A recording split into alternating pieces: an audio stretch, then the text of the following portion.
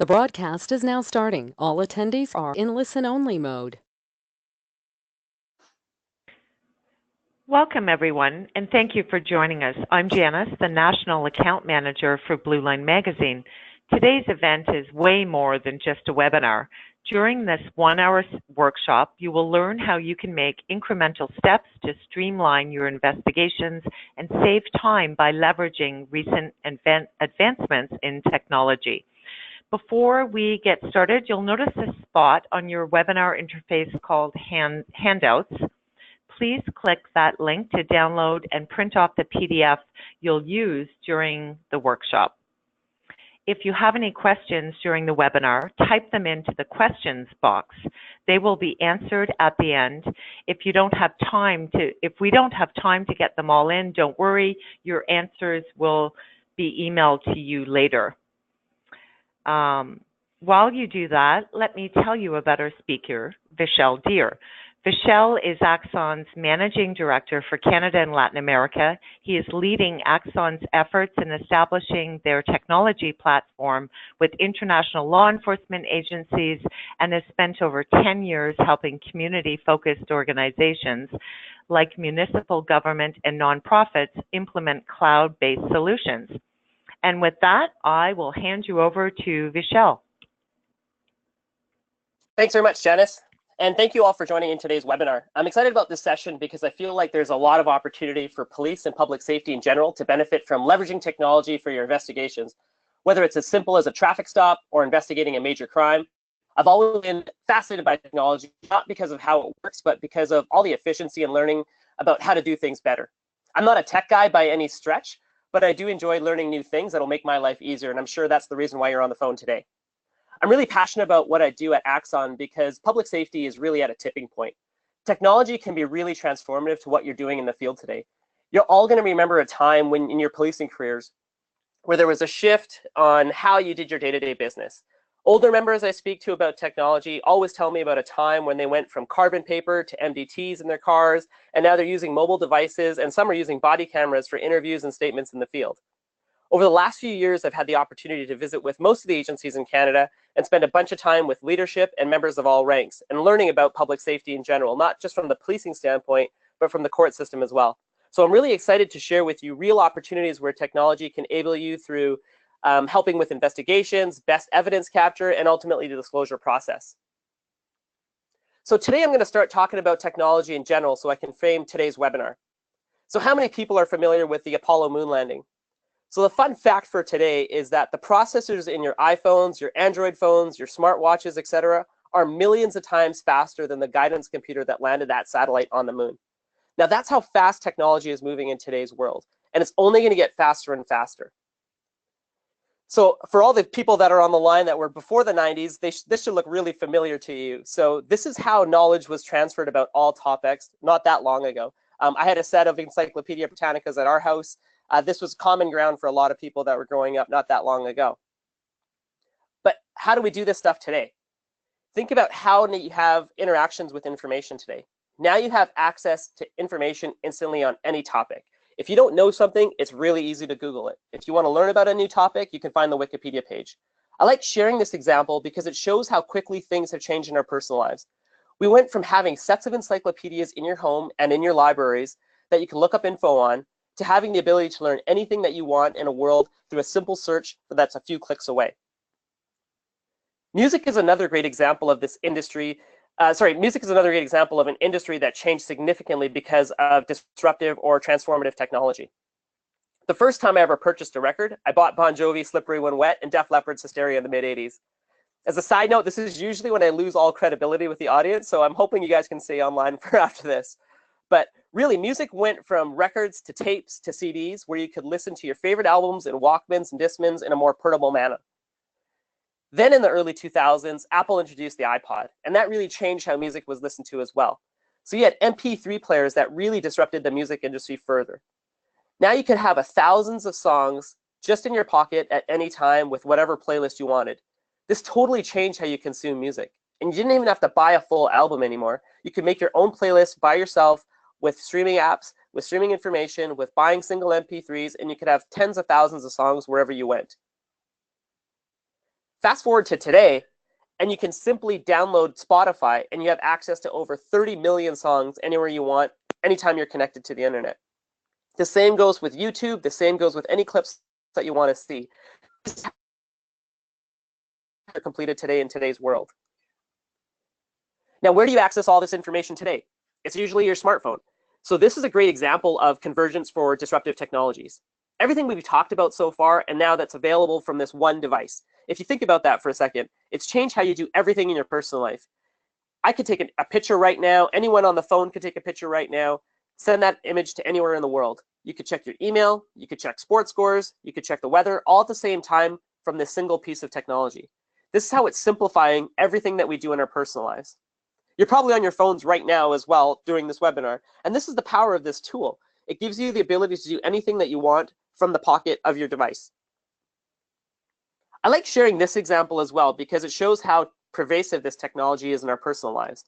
These stats are from June of 2017, so they're a year old, but the number of monthly users for these services are staggering. I think the latest estimates that I've read recently is that 60% of the world population now has a mobile device, and 40 of them are using a connected device and apps all the time. What's even more surprising about this slide is that none of these companies were around 15 years ago. Now think about that for a second. These are some of the largest companies in the world today, and most of them we never heard of 10 years ago. That's a big number to jump from the numbers that they're showing on the screen right now. If you think about technology, the three most disruptive technologies all center around mobility, cloud, artificial intelligence, or business intelligence. It's all around us. It's the world that we live in today, whether you like it or not. And most people, when I meet in law enforcement or public safety, get scared of these types of words. They think about AI and cloud. It can be scary because you think about things like Minority Report or RoboCop, because these things aren't familiar in law enforcement, but you're using them every day. So think about how you use Netflix, Google Maps, Facebook, taking a picture of your check and depositing it into your account. If you look at Gmail, anyone that uses Gmail in their personal lives, there's going to be filters and automatic responses based on the content of your email already queued up for you when you're on your phone. How Google does its searches. So when I search for something on Google versus my wife searches something on Google, they're going to be very different results. The same thing is with Netflix. They use sophisticated algorithms to look at the different search capabilities that are available to us. These are all examples of everyday life, and these are just scratching the surface. We're living in a time now where the largest taxi company in the world doesn't own a single car, the most valuable retailer in the world doesn't own any inventory, and the largest accommodation provider owns no real estate across the world. So why does this matter? Why am I talking about these examples? How is this relevant to policing, and how is it relevant to this webinar? Well, I like to share these examples because change is a constant. It's happening all around us. It's happening all the time, and it's only going to move faster and faster. However, when you think about the context of policing, when you think about the tools that you're doing to do your job effectively and efficiently today, it's pretty much the same as it's been 20 years ago, in the past 20 years. So yes, there's been lots of upgrades to the tools that you're using and enhancements to the things that you're doing here and there, but it hasn't been transformative or disruptive. Think about your personal life. Think about how disruptive and transformative your smartphones have been. And those smartphones were only available 10 years ago. And most people started using them about 5 years ago. Think about how fast that's changed and how rapidly that pace of change is continuing to move on.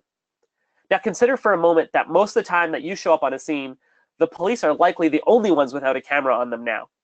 As someone that doesn't have a history in public safety except for the past couple of years, there's something really wrong with that picture.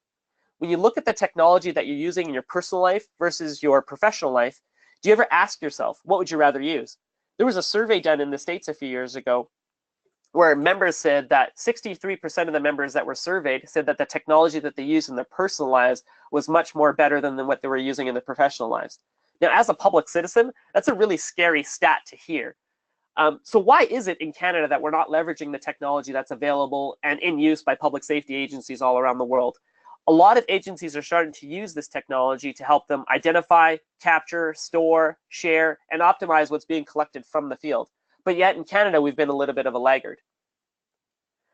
And the scary part about this, and this has been shown kind of anecdotally in Canada and kind of proven in independent studies in Europe and other places in the world, but most of the time of a member's day is now spent on administrative work rather than in the field.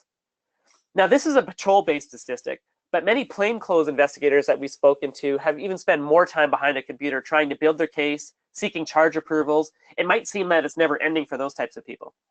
In our personal lives every day, we're using technology that allows us to streamline every portion of what we do. Yet in policing, it's consistently been relying on infrastructure, proprietary players, disparate systems, and manual processes. And at the end of the day, you're trying to package this all into a large disclosure package, which has caused more administrative work for policing. And really a feeling that technology doesn't bring any efficiencies to policing, but more work to policing. And that's a really strong feeling that you get when you talk to a lot of agencies across the country, is that they're worried about bringing on new technologies because of the impact that it's going to have, because not all of your public safety partners are caught up to the technology. So when we talked about police agencies about improving what they're doing from a day-to-day standpoint, even though they get it from their side, their concern is the flip side. Well, how is this going to affect the courts that we're working with, or the Crown that we're working with, or the defense lawyers that don't have the technology to catch up to what we're doing? At the end of the day, all these pieces need to come together. I always blows me away when I think about the first times that I've visited police agencies as part of this job a few years ago. I could not believe how many manual processes like putting information on DVDs and USBs existed. How many USBs have you acquired in your career? Where are those now? What's on them? How many cases do you know where a police or a prosecutor's car was broken into, a briefcase was stolen, a laptop was stolen, highly sensitive information was lost, witnesses had to be relocated, sources were identified, countless hours just spent trying to limit the damage? These types of processes are no longer necessary. All around the world, agencies are moving to true electronic disclosure.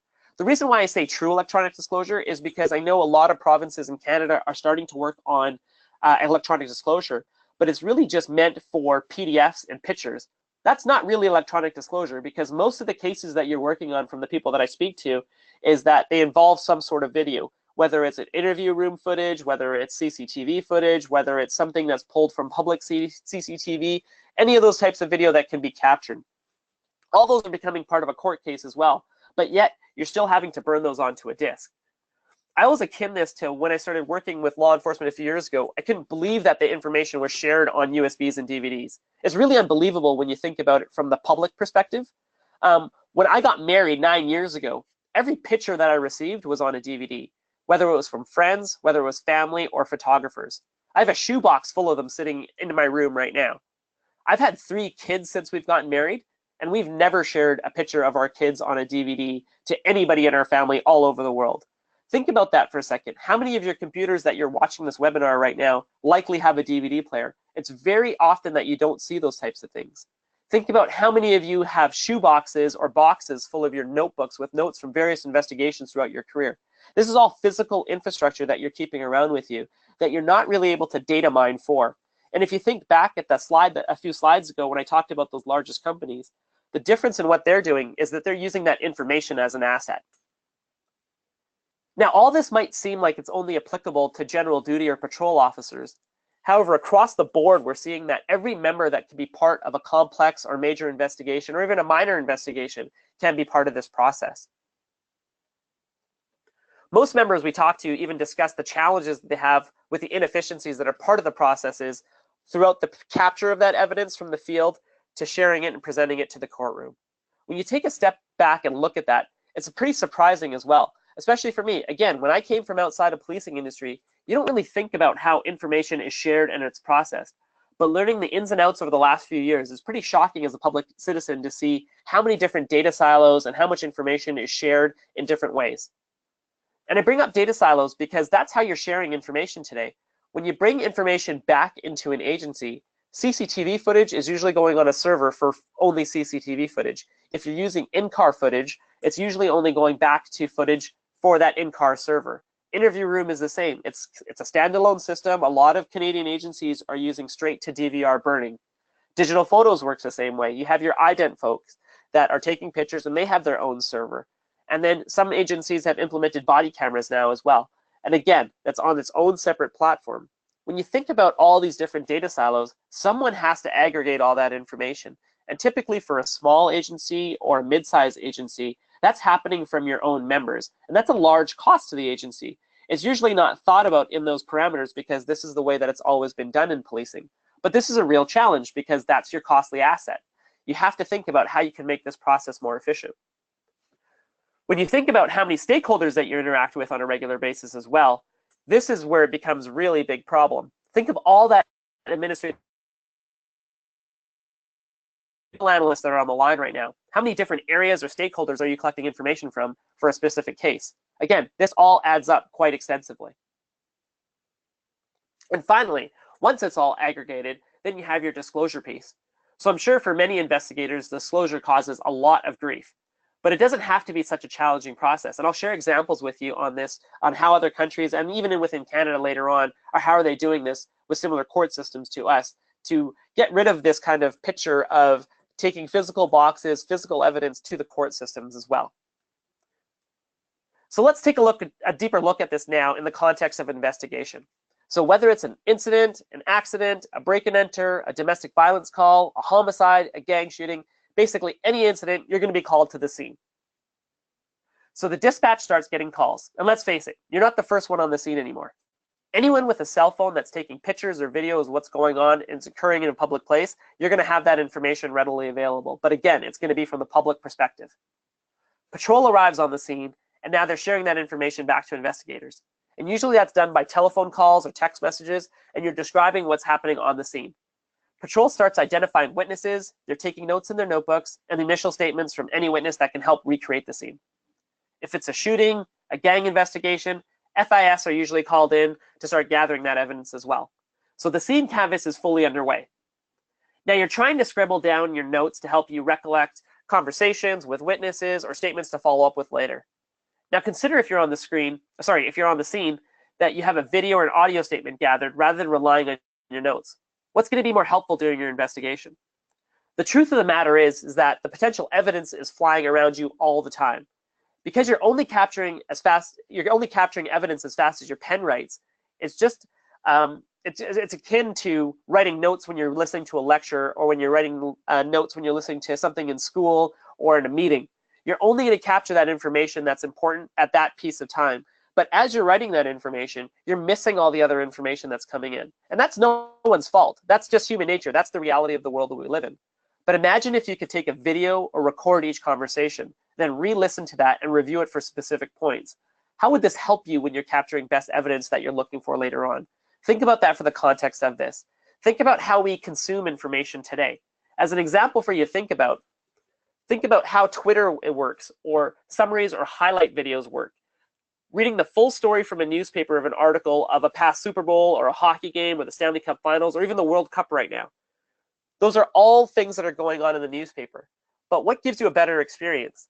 Going to YouTube and finding a 15-second clip of actually seeing that video, or seeing that replay in real live motion, or going to TSN or Sportsnet to see those video highlights, or reading it in the paper? What's giving you better context of the situation? Now think about how that relates to someone that just witnessed a critical event. When they're remembering something, they're going to remember that at that scene. When you're scribbling down your notes in your notebook, you're only capturing that information. But when you go back to follow up with them later on, that evidence might be lost, or they might forget a specific detail that might be critical to your case. That's why it's important to start using these types of technology when you think about video in the field. So I know the public safety community has tried to combat evidence being lost by gaining access to critical information that was likely caught on someone's phone, or CCTV footage, or from city CCTV, because a lot of services are finding different ways to get in touch with the public through various apps, phone numbers, Facebook, Twitter, you name it. You see a lot of examples of this all the time. So the challenge here is that most people in the public aren't going to download an app. So they'll share information with the police, and they want to share information with the police, and it's not meant to be in a negative way. But again, how many times in your personal lives are you going to come across a scene and you witness something and you capture that information? Are you really going to take the time to download an app and upload that information so that the police can have that information? Or how many times in your career have you put out notes to find out if anyone has an information, and people are reluctant to come forward because of the time that's taken out of their day to help you witness and get some information about that? This is a real problem that people are dealing with right now, and a real challenge. So I've seen a lot of cities put together apps like this that you see on the screen, so that they can submit crime, so they can submit evidentiary information. But the challenge is that the uptick on this and the usage of this is not very high because of that. It's very rare that you're going to download an app specifically for one instance. So you want to make sure that you're making it easy for people to capture information, but also share that back to you. The other challenge is that when you're not capturing the full story as an event took place, the witnesses aren't going to fully remember just what occurred. So when you're following up with them, there's always going to be some element of that evidence loss that you're trying to rely on. So using these types of channels and using these types of variables, it's going to be helpful in some ways, but it's going to be a time consuming as well. So you have to think about better ways to collect information from the street. Now, key information, if you think about how investigations are going on, needs to be done in real time. And information is being shared in real time. You just need better ways to capture it when it becomes available. So I wanted to highlight this. This is a Twitter timeline from the Parkland shooting in February as an example. Info was being shared in near real time from inside the school from scared students using Twitter. That's how fast information is being transferred today and shared nowadays in the public. And your agencies need to adapt to how this technology is being used so that you can effectively get that information in a timely manner. There's a number of different technologies that are purpose-built for law enforcement that allow you to do this and do this well. So you think about a lot of the real-time operation centers that I've visited at the larger agencies, they have real-time Twitter feeds on a large stream that's available for everyone to see. So it's easy for an incident commander to get that information in real time and share it back to the team that's on the field. But you also need to be able to do this while you're in the field for patrol-based activities as well. The reason why I bring this up, because I think this quote is applicable to everything that you're doing right now. So you have to ask yourself, what's the impact that it could have on your investigation if you could receive information from the field right away, from a witness right away, from a first responder on that scene? How would this help you? How would this help you getting that near real-time information from the field back as you're still on the scene as well? While you're amassing a plan, while witnesses start walking away, while evidence starts evaporating, while suspects get rid of evidence, all these things are happening in a really short period of time. Think back at a case that you worked on. If you're able to get a video or an image in near real time from that scene, how could have that helped you? How valuable would that information have been in the court case leading up to that charge? So the ability to do this is getting easier and easier, yet this type of technology is not being used as widespread in the field in Canada yet, but it's starting to pick up in other parts of the world. So as an example, we released a feature called Axon Citizen and Axon Community. And what this does is it allows officers in the field to send a link to a witness for them to share directly to them right away from the field. So rather than what we've seen, officers taking pictures of other people's cell phones, getting an email sent to them with that photo on it that sometimes they can't be used in court, what an officer can do is share a direct link to evidence.com, which allows them to share that information directly to them. Now again, think about the ease of use from the witness side. If I'm sending you a text message and all you have to do is populate that text message from a link that's a few clicks, they're very much more likely to use that as a way to communicate back to the police officer. If I went back, called them, had them come into the station, drop off their phone, or ask them to send me that picture or print it off, or all the different ways that we've heard information being shared from the public, those things can cause a hindrance into actually getting that information. So you want to make it easier. Think about how if you could send a link via social network or put it on the news for a community-wide submission. And then with a few short weeks, you can start launching all that information and getting that information and collecting all that information so that you can capture it right away. Now think about if you can make the life of the witness easier. Will they be sharing that information much easier? Will they facilitate those investigations easier? How could you collect more data? How could you streamline that information? These are all assets that are available to you, whether you're using Axon tools or other tools that are available. There's law enforcement tools that are purpose-built to capture information from the street easily and have that shared back to the police agency. Think about how you share information now, again, thinking back to your personal life, with your friends and families. I could take a picture right now or a video from my phone and share it with anyone, anywhere around the world. While today, during your investigation, you're still taking notes physically. You're waiting for a forensic person to take a high-res photo, and typically you're using audio recorders from statements. While the device can be used in your pocket all the time, which is your smartphone. So when I went to Link CT conference last year in New York, they talked about the biggest threat to investigations is the encryption level and how fast criminals are communicating together with the apps that are available on their phone. Now, it's easier for criminals to start going dark. And you'll know better than anyone else that the technology is embraced by the skies that you guys are chasing all the time. And while these apps are built for law enforcement, you can do this securely and safely now from what you're doing with your members. So a lot of agencies that we visited have issued personal devices to their members, again, so that they can have a better evidence gathering tool in their pocket when they're on the field. If you think about that for a second, your smartphone has the ability to take audio statements, video statements, and take pictures, and then share that securely and safely in a fast way back to the agency. So again, you could be sharing information in near real time. We have customers in Canada, we have customers in US, Europe, Australia, all using our mobile app called Axon Capture. And they're saving about 30 to 60 minutes per officer per shift because they can use that device to share information readily and safely. They're collecting information from the field and then uploading it in real time. And then they're centralizing that evidence information into a centralized evidence management system so they can share that out to Crown, which I'll touch on a little bit further on. Now, as the investigation progresses, this is where you're going to have the most people involved, and you have to keep various people informed of what's going on in a complex file. So this can be a really difficult task as well when you think about a complex investigation. So you have your surveillance teams deployed, you have your informant handlers and your teams briefed, you have patrol officers that need to be advised, but how do you go about that? So you have intelligence units, you have real-time intelligence centers, fusion centers, you have crime analysts involved, you have conversion tools that are deployed, and you have covert tools that are deployed as well so that you can capture information from the field.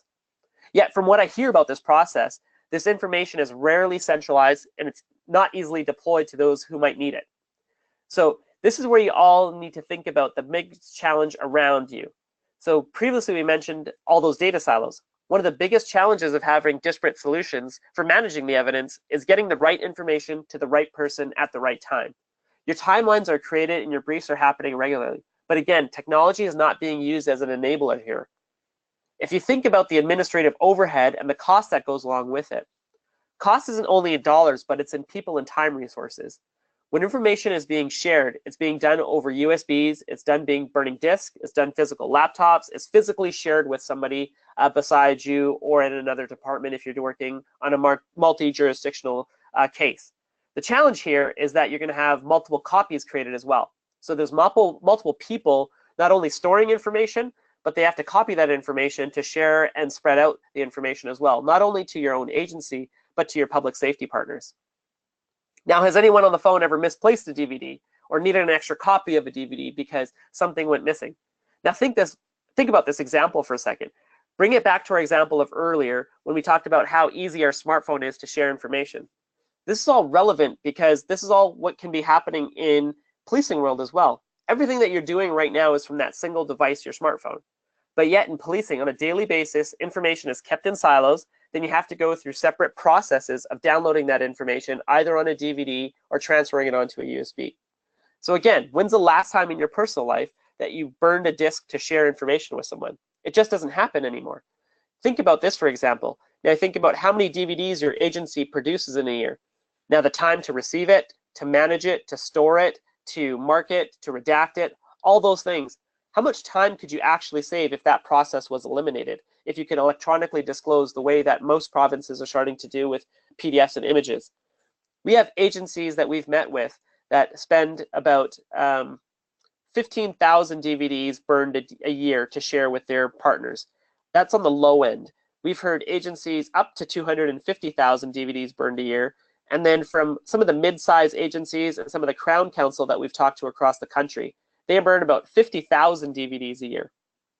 So doing some simple math and just thinking about 2 minutes per DVD, that translates, if you multiply the 50,000 DVDs to 2 minutes per DVD, whether it's managing it, storing it, burning it, whatever you need to do, whatever task that goes along with the DVD, that translates into 70 full 24-hour days. That's a lot of time from a productivity standpoint that can be used elsewhere. Now, if you think about that, 70 full 24-hour days, imagine the impact on your community if you could have your officers community facing rather than behind a desk burning DVDs, or a civilian member doing more information analysis, or a crime analyst working on that information rather than burning DVDs. These are huge numbers that you're thinking about. And when you talk about those in the context of the policing world today, these are easy wins that you could have when you look at the technology that's around you. So ultimately, as we walk through kind of our investigation process, the goal is to seek charge approval, lay charges depending on your home province, and prosecute the bad guys. So this is going to depend really heavily on your ability to compile a comprehensive disclosure package. Now, how is that information getting to Crown? And we've beaten this horse quite a bit today, but you're sharing information physically. How are you getting that information to defense as well? So again, depending on your jurisdiction, sometimes Crown burns the DVDs for defense, but most of the time I'm hearing is the police agencies are burning 2 to 3 copies so that they can share with their public safety members. Now, this is a range of physical shared copies, hard drives, laptops, some of the provincial e-disclosure initiatives that we talked about earlier on. Again, most of them are limited to just photos and audio statements, photos and PDF statements. Audio statements and videos are still media sources that are physically shared in every agency across Canada. So again, think about the time that unnecessarily adds up in today's policing because of these methods of sharing information. Now, this was the only type of information that I could find on publicly available around R versus Jordan. And I'm sure everybody on the phone is well aware of R versus Jordan. Now, these are the stats from July of 17 as well. And look at the impact of this. This is an area that has a major opportunity for improvement by leveraging readily available technology that's tried and tested within law enforcement. But again, because there's such a reliance on old technology and dated processes, we're not able to help facilitate this process easier. When you look at some of the Senate reports regarding how they could fix the court system, one of the major ones that always gets highlighted is the technology capabilities. So the physical infrastructure that needs to be changed so that you can make it easier to share information. Now, I know that there are 4 to 5 provinces that are looking deeply at how they can look at electronic disclosure further than just the PDFs and the images that they're doing today. Now, these are big projects that are happening from a public safety realm, and they're going to help a lot, but it needs to move faster. And stats like this are ones that you need to drum up to the crowns, to your chiefs, to your executives, to your police services board as well, to share with them that these are real problems that are happening because we don't have the right technology in place. Now, I wanted to share the example of Durham Regional Crown because they are the only ones in Canada that I know of that are sharing video, audio statements, PDFs, you name it, electronically to their council. So Durham Regional Crown has been a real leader with Durham Regional Police Service. And what they've done is they've done the first true electronic disclosure in Canada. So in August, both Durham Regional Police and the Regional Crown partnered together to facilitate the sharing of media so they can make it easier and faster. So since August, they've created a network with over 200 local defense counsel and have shared over 6,500 files from police to Crown. So we have examples of using our technology as a sharing platform in every province right now in Canada. So this is not a barrier to entry. Most agencies are starting to dip their toe in the water to test this type of technology out because, again, it's happening worldwide. It's happening all around us. And these types of platform approaches to technology and efficiency is where you start seeing the most gains because it goes beyond capturing information and managing information from the law enforcement side, but it expands it to the public safety side outside of just the 4 walls of your police agency. And this is a big deal. I wanted to share this as a step further. So Queensland Police has been a great study with their accelerated evidence program. So they presented in Vancouver in February during the CACP ICT committee. In Queensland, what they did was they really wanted to address the issue of domestic partner violence in the region. One of the reasons that they really wanted to address it was because it was largely going underreported. And the fear was that a lot of these cases were resulting in homicide or really bad homicide cases or really bad significant injuries to females or partners that were involved in intimate partner violence. So what they wanted to do was they wanted to leverage the technology that they were using as a platform that aided not only from the capture from the field, but from the courtroom as well. So in short, they began completing interviews from their mobile devices and their body cameras from the field when they had domestic partner calls. They created specific policies around this. So if it was a domestic partner call, what they had to do was they had to turn on their body camera or they had to have their mobile app engaged so that they could take video, do a walkthrough of the house, take a video statement from the person that made the call from the victim so that they had all that information readily available. So what resulted in this was a massive decrease in recanted statements. They said about overnight, they saw about a 60 to 70% reduction in summary hearings between the police, the Crown, and the defense. And the reason was really simple. They had audio, they had the video from all these types of incidents, and right after they received this type of video, they uploaded it and shared it directly with Crown, and then Crown would reach out to the defense and the accused and share it immediately with them and say, this is what we're building our case on. Do we want to have an early meeting to discuss all this information? And the result was astounding. They were having a big result in early pleas of guilt, and the likes of trials that they were having previously were being completely avoided because those summary hearings were dealing with all the issue right up front.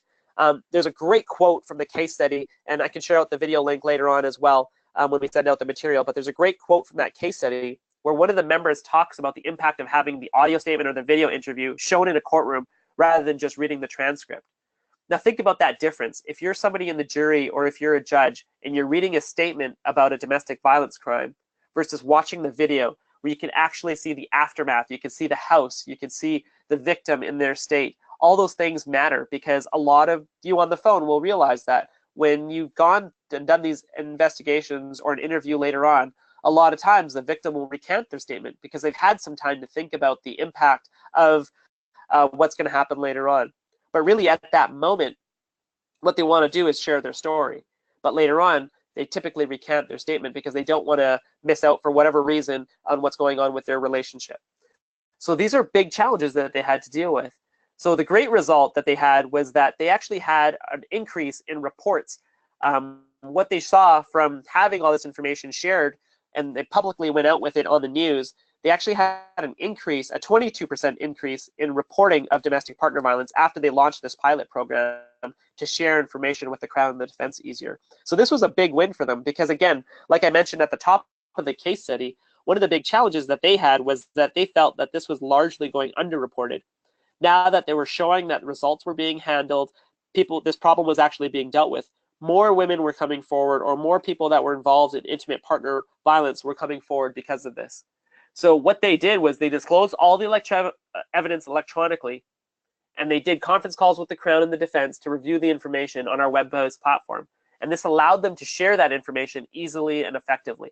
The results that they had was a huge increase in these early pleas of guilt, like we talked about. It was a 60 to 70% reduction in summary hearings, and they saw that increase in reports for a 22% increase in reports of DV as well once they started sharing their story.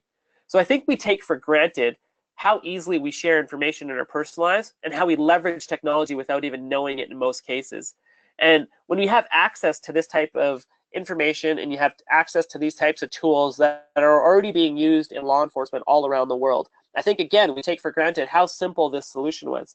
I think what comes across to me when I talk to the people that led this program from Queensland was that they talked about when they sat around and talked about this and came up with this concept of this accelerated evidence program, they really talked about how simple it was and why didn't we think about this earlier, or why aren't we doing this already? This seems like a no-brainer for a lot of agencies.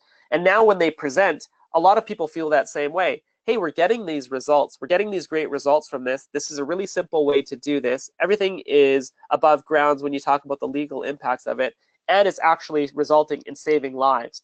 So these are all things that are a lot of wins for the agency, the defense, the council, and then ultimately the victims as well. So again, when you look at this totality of it, why aren't we doing these sorts of things in Canada? And I think it's because we do take for granted how simple the solution is when it's right in front of our face. So in summary of today's session, I really wanted to recommend asking yourself and your teams at your respective agencies, how are you doing things today? Is there a real opportunity to improve on these areas that we discussed with leveraging technology further at your associations? As I talked about the technology, it's not new. It's being used all over around the world, and it's already being used in Canada as well, whether it's with us or with other technology providers. You have to challenge yourself and challenge your agencies to look at these tools and the technology that will make your investigations more effective. Change is happening all around the world, and it's all in front of us, and it's time to start embracing these changes in public safety. I love this quote because I think it sums up the goal of the session today and gives you something to think about when you go back to your respective agencies. Efficiency is taking incremental steps to get better at what you're doing. You can always do things faster. You can always do things with less resources. That's really focusing on efficiency. And that's what a lot of the tools that you've been given are allowing you to do. But effectiveness is really changing how the game is played. And this is what you want from transformative change. And this is what the technologies that are out there today will allow your agencies to do. Really transform and be disruptive to what you're doing. Think about that example again. In your personal lives, how technology has changed what you're doing. I can't stress enough how much of an impact it's made in your personal lives and how much of an impact it can make in your professional lives in the policing side of things. So the last point I wanted to make before we turn it over to questions is that I would imagine that no one would be okay that if your peers were not giving their best efforts in law enforcement or an investigation right beside you. So why is it okay that you're allowing your agencies to give you suboptimal technology when you're out in the field? Think about that for a moment and take that back as a thought when you go back to your leadership teams and discuss this. So I want to thank you again for taking the time out of your day to join this webinar. I hope you found the session informative, and I'd be happy to answer any questions right now about our solution specifically or about any of the topics that we just discussed. So I'll pass it over to Janet now again to moderate the Q&A. Sure. Thanks, Vishal. Okay, first question. This sounds like it's more applicable to larger agencies. How does this help smaller agencies? It's a great question. We get this actually quite a bit because a lot of people see the technology from a standpoint of it's not really sustainable for a small or a mid-sized agency. But what we actually see, because I can speak in terms of our platform specifically, but what we see is that we have a highly scalable solution. So we have on one end of the spectrum, we have the London Metropolitan Police. So they have 22,000 body cameras and they have 33,000 licenses to evidence.com. And they're on the exact same platform as the township of Russell, which is a small township just outside of Ottawa that has 5 officers. So 4 of them wear body cameras and then 5 of them have access to evidence.com. And they are using the exact same tools and the exact same platform as the London Metropolitan Police. So it becomes a scale solution. I actually find from meeting with a lot of agencies that it's even a bigger win for a lot of the small to mid-sized agencies because they don't have the same resources when it comes to IT staff or civilian members that a larger agency does. When a lot of these things that I talked about physically sharing information or moving information from DVDs and hard drives to Crown, those are all usually done by members at small agencies and mid-sized agencies. And then with larger agencies, they have civilian members doing that. So these types of solutions that allow you to facilitate the sharing easily, not having to hop into a car, share with just a few clicks of the button, those are all things that can be done right away. And those are really effective for those small to mid-sized agencies. So I would actually say that it's more applicable for a lot of the smaller agencies and the mid-sized agencies that we meet with. Super. Another question. So most of us are familiar with evidence.com, but may still have some concerns around the cloud. Can you share what other agencies are doing? Sure. So with evidence.com, we have a web-based platform that's cloud ready. It's based in Canada, so it's on the Microsoft Azure data centers in Toronto and Quebec City. So a lot of people are starting to, I think we've kind of hit that tipping point where a lot of agencies have started to move forward with the cloud. A lot of times what I'd recommend is working with your IT team and coming up with a list of concerns that you have regarding cloud, and then sharing that list with us or other vendors about what you have with cloud. And then that way the vendors can start looking at that information and start saying, well, these are the security checks that we've done, these are the compliance things that we've done, and start sharing that information because that's important information for the agencies to be comfortable with when they start looking at the cloud. There's a lot of great resources that are out there as well. So the Government of Canada put out their cloud security principles, I think it was last February, and that's available on the Government of Canada website around using the different types of cloud. And then the CACP ICT committee put together their cloud standards as well. So there's information that's readily available on their kind of bare minimum of compliance.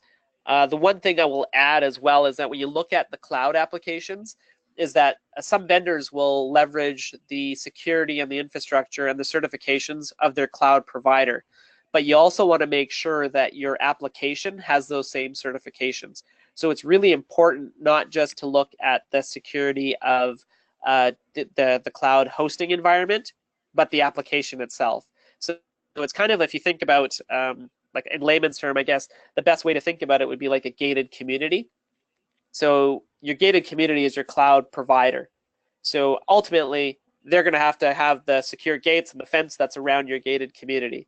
But when you get into the gated community, you still want to have that same security level on the house that's within that gated community. You just don't want to have no doors or no locks or anything like that. You'd still want to have locks on your doors. So it's similar to that when you think about cloud security. You want to make sure that your application has the same level or even higher than what your cloud provider has.